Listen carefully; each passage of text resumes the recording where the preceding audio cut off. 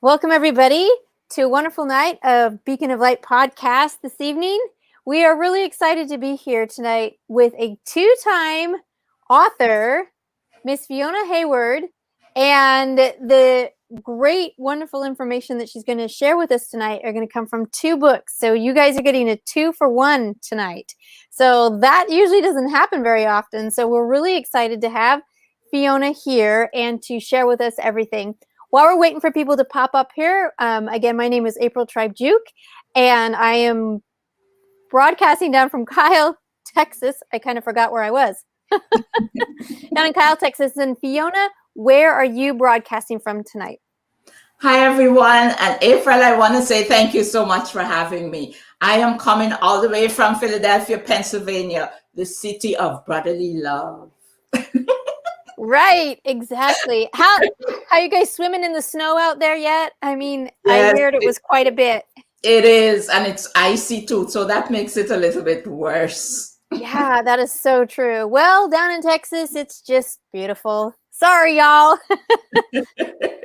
But we wait till summertime where it's kind of not quite so beautiful. But anyway, hey, John, we're grateful that you're here this evening to jump on in with us tonight. And Fiona has an incredible story. Her story is something that really spans across a few generations that really can impact future generations if they listen to the message. So for this whole month of February, I'm running a conference called Healing You, because when we heal ourselves, there's so much opportunity and possibility that opens up. And for a lot of the times, especially women, we put ourselves dead last, right? And we have to reverse and change that and understand that one of the most important relationships we can heal is the one within ourselves. And that usually means we are healing with someone that is of a higher nature, which I believe to be our Heavenly Father. So, Fiona, we are grateful for you again to be here. So why don't you share with us a little bit about yourself, and then we're going to jump into these two books. And again, you guys get a 2-for-1 this evening. Pop in there, let us know where you're coming in from, and let's go for it. Thank you, April. Actually, I'm an author, speaker, and life coach. When I'm not following my passion, which is daring dropouts to be dream makers and challenging victims of abuse to rise above their circumstances, I'm working for the federal government. Okay, looks like we've got lots of jobs and everything going on here, but I'm really excited about this passion and your purpose because, wow, it can really change those generations, right? Yeah. If you can get dropouts to start dreaming again, what happens?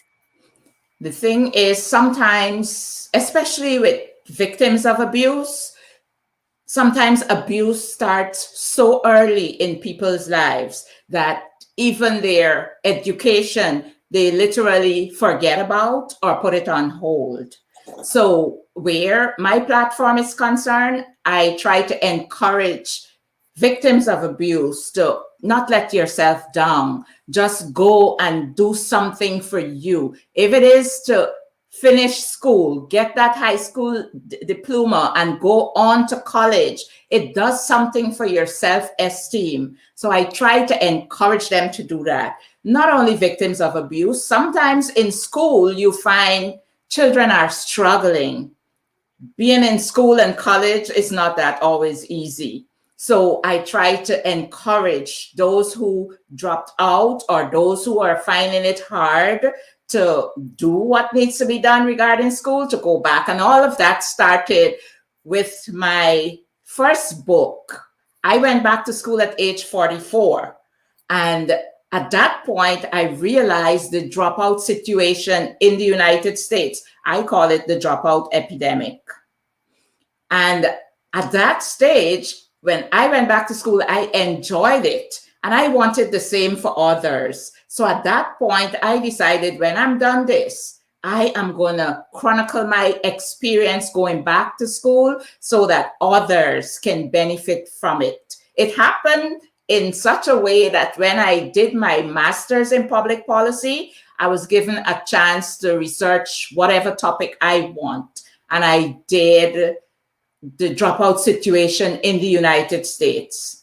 And there I was able to find a lot of research on what really happens along that line, even though it's not really one problem that causes people to drop out.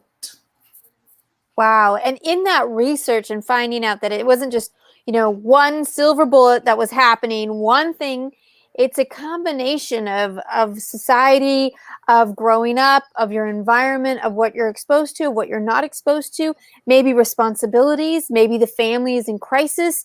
There are so many different things. Yes. And yet, when you help them and motivate them to try and go back, how many of the group has anyone contacted you back and thanked you for that motivation? Actually, yes, a whole lot. Quite a few people have listened to my advice. Quite a few people, when they read my book, they call me and they say, Fiona, this has changed my life. I had a professor, and I say had, one of my dearest professor when I went to Pierce College, and he was an attorney. He taught us legal studies. And when I was finished writing the book, I talked to him about it, and he said, I want to read it. I said, Professor, it's not for you. You already completed your education. You have a career in the legal field. He said, no, I want to read it. And when he was finished reading it, he said to me, Fiona, this is not only for students who drop out.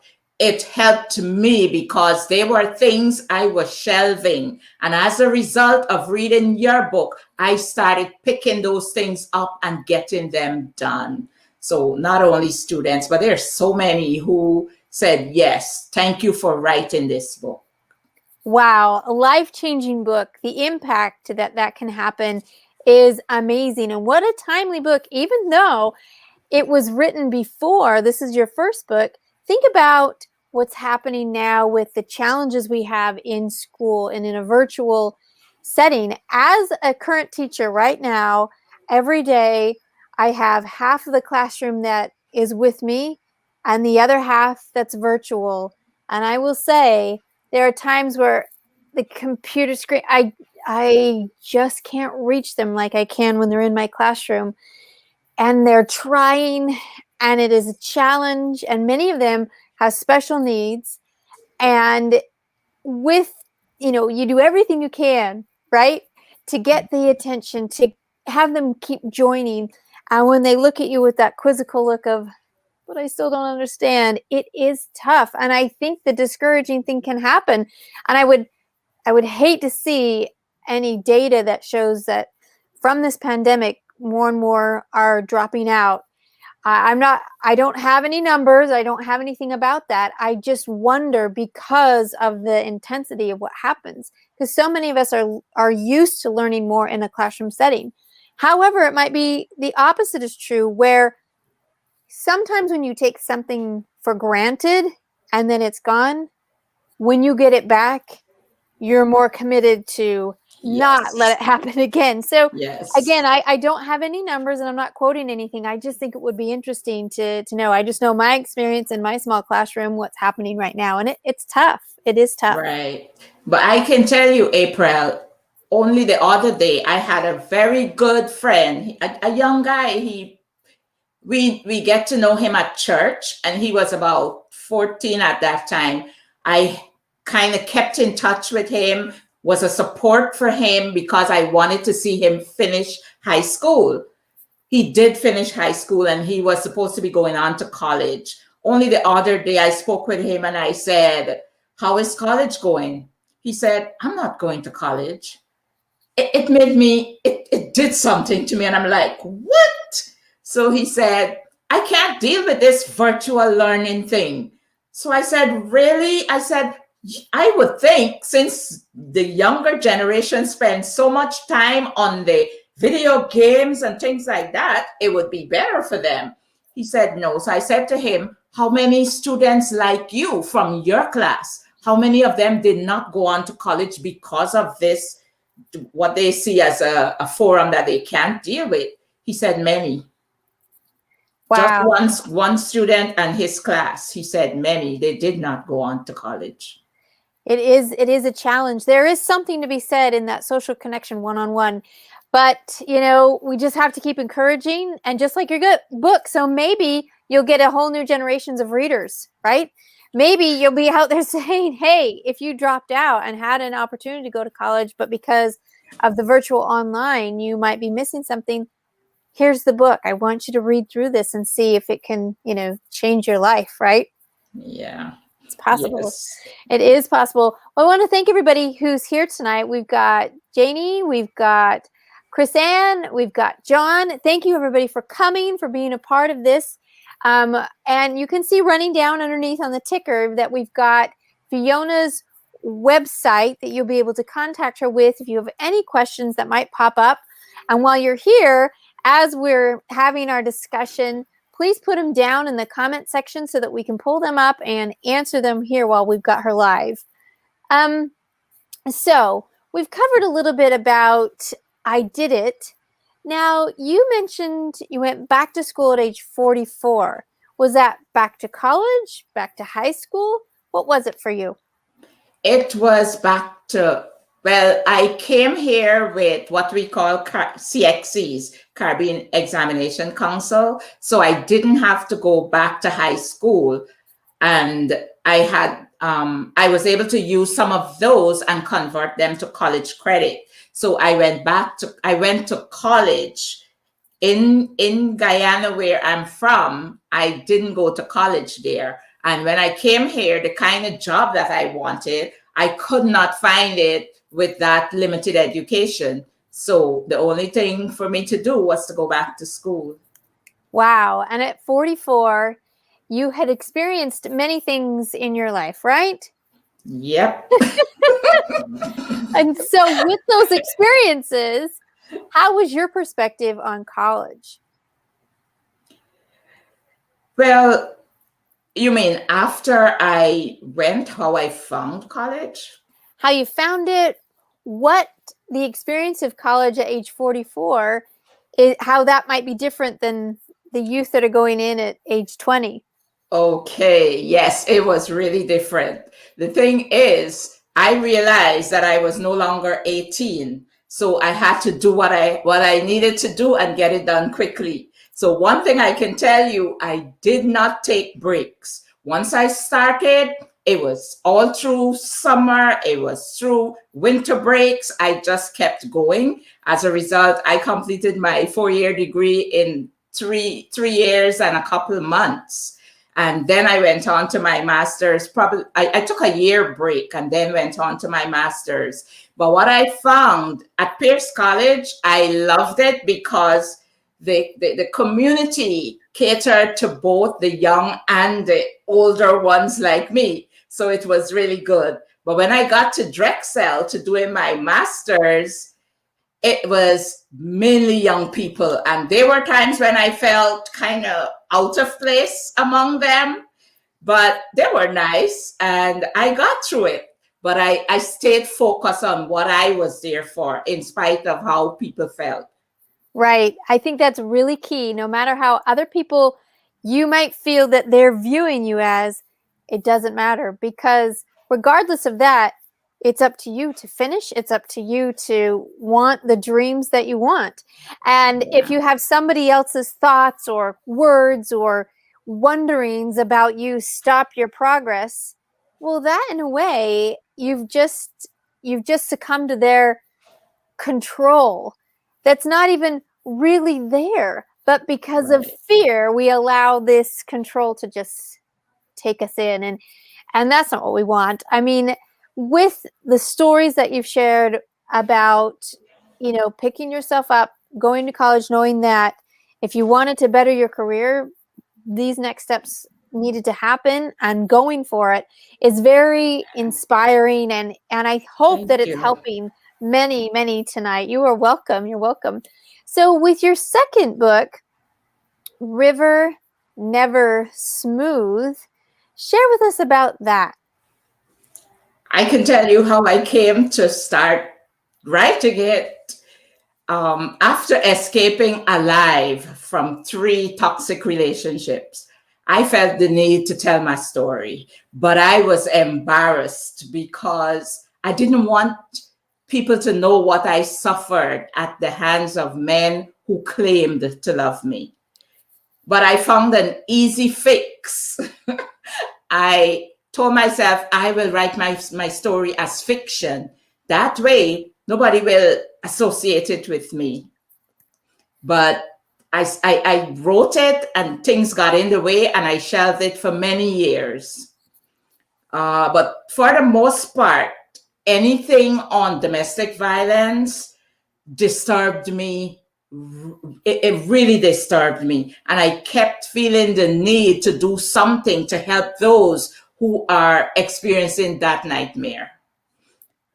And so in writing this and having that motivation and drive to, because of the image, the stories, the things that are really disturbing, how now do you offer this opportunity through reading this book? Do you share the lessons that you learned? Is it just the story of the 3 relationships? Tell us a little bit more about how this book is laid out. Actually, well, it is my memoir, as you heard, and it shows in it how I mistook abuse for love and its consequences. However, in writing it, I catered to the needs of victims of abuse because I wanted to help people. So even though my story is in there, I also have information like call outs when I did something really wrong or really stupid.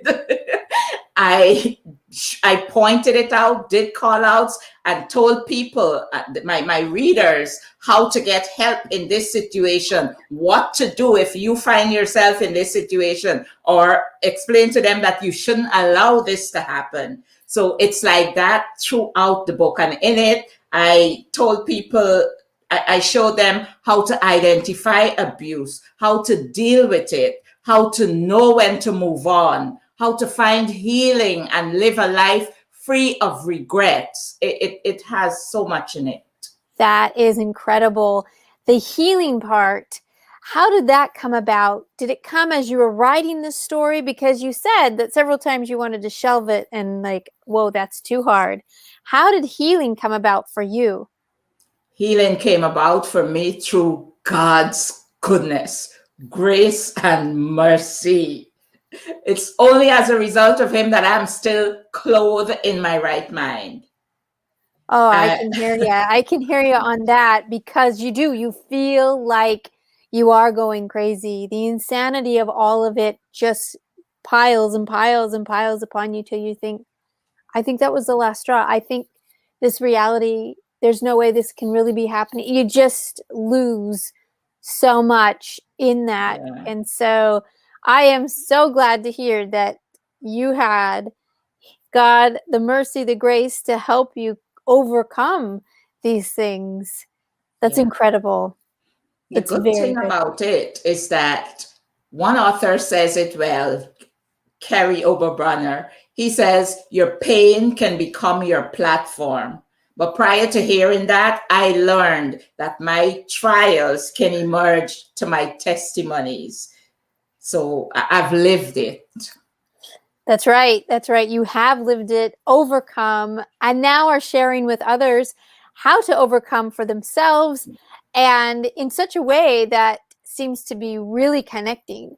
So today, as you're selling these books and you've got everyone can see right down there, you've got the message, you've got the names of the book, we've got her website right there, and we'll put down in the comments after the connection like on Amazon so that you can get that book and see. And if you have anyone that you know that are in abuse that maybe something could really help and give them support, or family members, friends who have someone that's in, and the family members and friends need to gain a perspective, again, another opportunity for them to be able to do that. And really, the investment in a book is pretty cheap if you compare it to counseling, if you compare it to a whole bunch of different kinds of coaching, right? I mean, a $20 book that can give you the perspective that can change and shift your life. Now, that is an awesome investment, I'll just say. Yes. So, Fiona, what is something that you want to share with our audience tonight that we haven't quite touched on yet? I the premise of my book is the simple truth is that for people to find healing from abuse, they must identify the source of the problem, accept empowerment, believe in themselves, and rise above their circumstances by thinking strategically and taking action. A lot of times people know what the problem is, they know what to do, but to take action is the part that a lot of, especially victims of abuse, they don't do. That's right. That's right. That action plan, it's fearful, right? Even though it's not healthy, even though it's toxic, they're used to it. It becomes the habit. And going into something completely new, well, that's a lot of fear. Yeah. And you become even tugged and pulled now with this, and not only because of the abuse and the things that might be physically and emotionally and mentally happening, now you're facing this thing that if I leave, who am I? Where am I going? Sometimes you identify with being a victim for so long, it is hard to break that habit. Yeah. And it's a choice, and it is a tough choice. I love it. John says, bring it, Fiona. You can Thank really you, feel John. your passion. Great passion there. And Leal, thank you. I love it. All the clapping, round of applause. Exactly, exactly. If you guys have questions for Fiona, please put them down. Let's see if we can answer anything here through this interview this evening. So Fiona, thank you for sharing with us that conviction. Has anyone who's been a victim and who's left abuse contacted you and maybe shared what they experienced with you? Actually, I cannot say that somebody definitely contacted me along that line, but what I know is many times I've spoken at conferences, summits, and when I'm finished speaking, so many people so many people come to me afterwards and share their story. At that point, I'm able to minister to people. I'm able to pray with people when the need arises. And that's how I witness to people. But I really cannot say I know of anybody who came to me and said, oh, as a result of your book, I've walked away from abusive relationship. Not yet, but I know it will do that. That's right. And it will happen. And when it happens, it will kind of catch you off guard. Yeah. And for me, it puts a lump in my throat because you've written the book for so many reasons. And that one part is there and it's just gold when it comes back and you think another one's free. And, you wonder about the generations that they're going to impact now and how great their life has changed. And it doesn't mean that trials don't continue to happen. Of course they do. But your perspective, the pain and suffering that you went through as you start into that healing, you do have this new empowerment and energy, and you are really able to then serve others, where so much of the time you're just in surviving. You really can't help and extend anything towards anyone. But when you start on that healing journey, you're no longer surviving, but you're thriving. And maybe if you've learned all the way through how forgiveness works, you then become that victor. And that is amazing. It's a beautiful thing. Yes, April. And that has what caused me to be able to build an online course where I placed a lot of information that can help victims of abuse and even abusers on their way to recovery. And domestic violence is a hard topic. It's difficult to deal with, but I did it in video form where I have B-rolls, and it just makes people want to do it, want to see what's going on. So I would encourage people, go on. I have it on my own website, as you can see at the bottom of the screen. I have it on udemy.com, and it's on skillsuccess.com also. Excellent. It's called The Pandemic Within a Pandemic. We know domestic violence is a pandemic within this pandemic that is current right now. It's the tagline is breaking the silence of abuse and survival strategies for your relationship during COVID-19 and beyond. Excellent. This is really timely for so many right now, because if you can imagine being stuck in abuse all day with no outlet of him going to work or you going to work, and if you have children, of them all being home too, we know that it's increased and the challenges are huge. So I really encourage anyone who's out there who has friends, family members, coworkers, that you know somebody who might be in an abusive situation, to send them the information from Fiona. I too have a course called the Supporters Toolkit, which is created for family members, for coworkers, for anyone that wants to know how to become a supporter, how to show empathy, how to help them in their exit planning, being that first responders, because it takes a network. Yes. No woman can leave by themselves. No man can leave by themselves. No victim can do it alone. You have to have a network. So if any of this has moved you, touched you at all, please know that we're here. We will reach out to you. We can send you the information, because we're talking about lives here, right? Yeah. This isn't just, oh, well, I'll get to it next year. This is a matter of life and death in some situations. Yeah. So just like Fiona said, that she is here alive. I thought that was very impactful when she said that. To have made it through 3 toxic relationships alive, that can kind of show you how intense this can be. So thank you, Fiona, for being brave, for coming out here and for doing this and reclaiming your power after abuse. And then following that up with going to college and, never quitting. I mean, Fiona's got it right here. She is bringing it. With God's grace and mercy, I'm thankful. I'm really thankful. It could have been otherwise. So true. So true. Some near misses are just too close. That's right. Yeah. Well, Fiona, you have the last part of the word tonight, and kind of close us out with something that you want to leave us all with an impact. I want to say to, first of all, those who are struggling in school, and to even educators. At this point in time, our children may seem as if all is well, but they need help.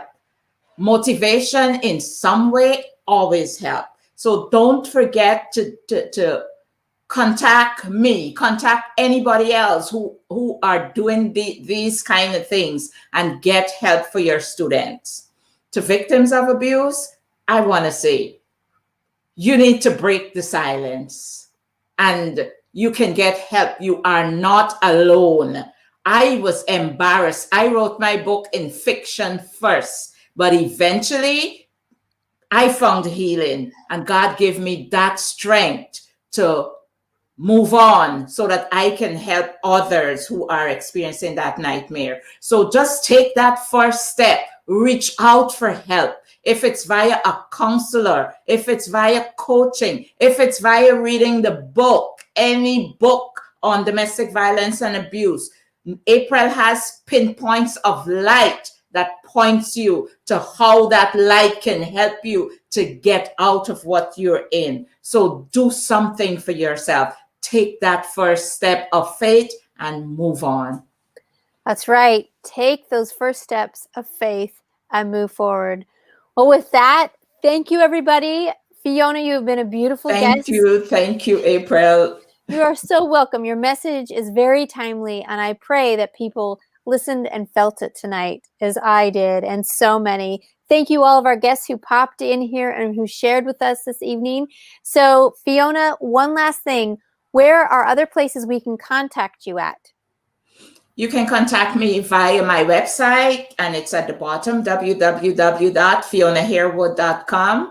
Also by my email, it's my last name, Harewood, Fiona, @gmail.com. And Facebook platforms. Excellent. So you've got all the information there. There's no excuses, people. Let's connect and help Fiona's message reach out there, because it is a matter of life and possible death. Be encouraged, be motivated, be that beacon of light, everybody. We'll see you. Thanks, April. Bye. Bye, everyone.